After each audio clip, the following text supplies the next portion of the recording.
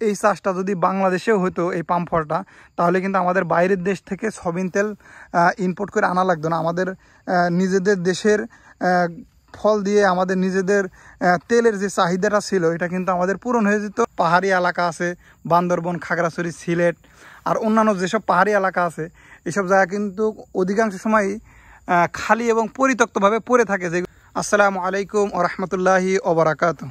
মালয়েশিয়ার প্রত্যন্ত একটা গ্রাম অঞ্চলে আসলাম, যেখানে শুধু পাম বাগান এবং বিভিন্ন সবজি বাগানের ক্ষেত আছে আর কি। আর এই মালয়েশিয়ার অর্থনীতিতে এই পাম বাগানের ভূমিকা কিন্তু অনেক বেশি, যেটা কিনা মালয়েশিয়ার অর্থনীতিকে অনেক উপরের দিকে নিয়ে গিয়েছে। যেটা কিনা মালয়েশিয়ার যত তেলের চাহিদা আছে এটা পূরণ করেও তারা কিন্তু পৃথিবীর বিভিন্ন দেশে কিন্তু তারা তেল পৌঁছায় দেয়, যেটা আমরা খাই, সয়াবিন তেল। এই তেলটাই মূলত।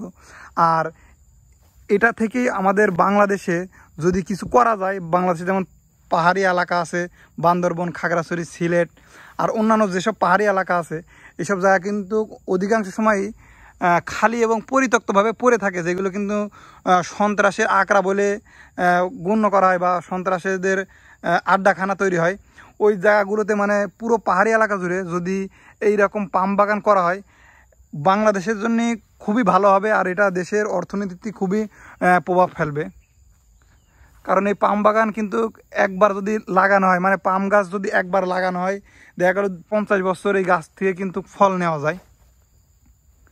এই উদ্যোগটা কিন্তু সরকারিভাবে নেওয়া লাগবে।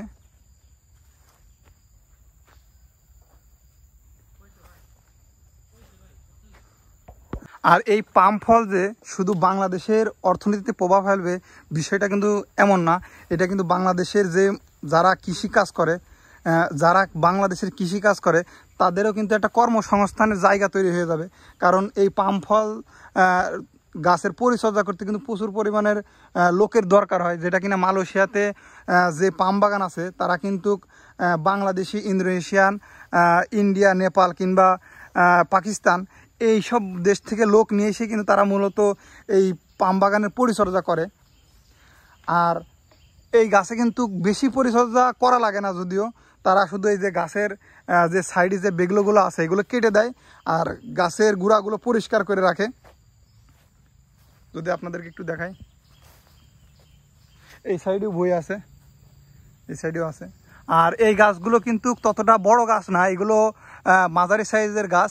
আর এর চাইতেও অনেক বড় বড় গাছ কিন্তু মালয়েশিয়াতে আছে এবং এর চাইতে বড় বড় বাগান আছে। এরকমও জায়গা আছে যেখানে 2-1 হাজার বিঘে শুধু পাম বাগান আর পাম বাগান। দু চোখ যেদিকে যায় সেদিকেই শুধু পাম বাগান। আর আমি যেখানে আসলাম এই জায়গাটা মূলত একটা গ্রাম এলাকা, এখানে তত বেশি পাম বাগান নেই। এখানে পাম বাগান এবং সাইডে কিছু সবজি বই আছে, যেগুলো কিনা আমাদের বাংলাদেশি ভাই যারা কিনা এই সবজি বইগুলো লিস্ট নিয়ে তারা এই চাষবাসগুলো করে।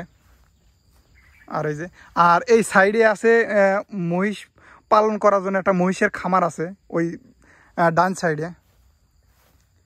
আর এই পাম বাগানটা দেখানোর মূল উদ্দেশ্য এটা যে বাংলাদেশেও যেন এভাবে পাহাড়ি যে পার্বত্য অঞ্চলগুলো আছে এই এলাকাগুলোতে যেন এইভাবে চাষবাস, মানে এই পাম ফলের এই চাষটা করা হয়। কারণ বাংলাদেশে কিন্তু সয়াবিন তেল এর প্রচুর পরিমাণে দাম, কিন্তু মালয়েশিয়াতে কিন্তু সয়াবিন তেল 1 প্যাকেটের দাম 2.5 টাকা 3 টাকা নেয়, যা বাংলাদেশের টাকায় 75 টাকা হচ্ছে। এই চাষটা যদি বাংলাদেশেও হতো এই পাম ফলটা, তাহলে কিন্তু আমাদের বাইরের দেশ থেকে সয়াবিন তেল ইম্পোর্ট করে আনা লাগতো না। আমাদের নিজেদের দেশের ফল দিয়ে আমাদের নিজেদের তেলের যে চাহিদাটা ছিল এটা কিন্তু আমাদের পূরণ হয়ে যেত।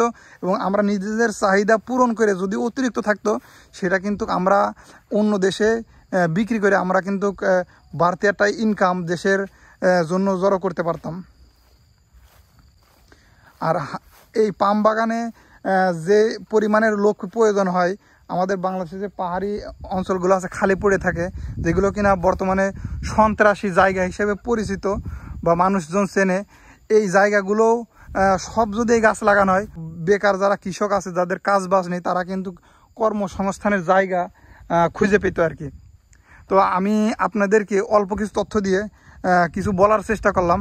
দেখা হবে পরবর্তী কোনো এক ভিডিওতে। আল্লাহর অশেষ রহমতে আপনারা ভালো থাকবেন, সুস্থ থাকবেন। আসসালামু আলাইকুম ওয়া রাহমাতুল্লাহি ওয়া বারাকাতুহু। আল্লাহ হাফেজ।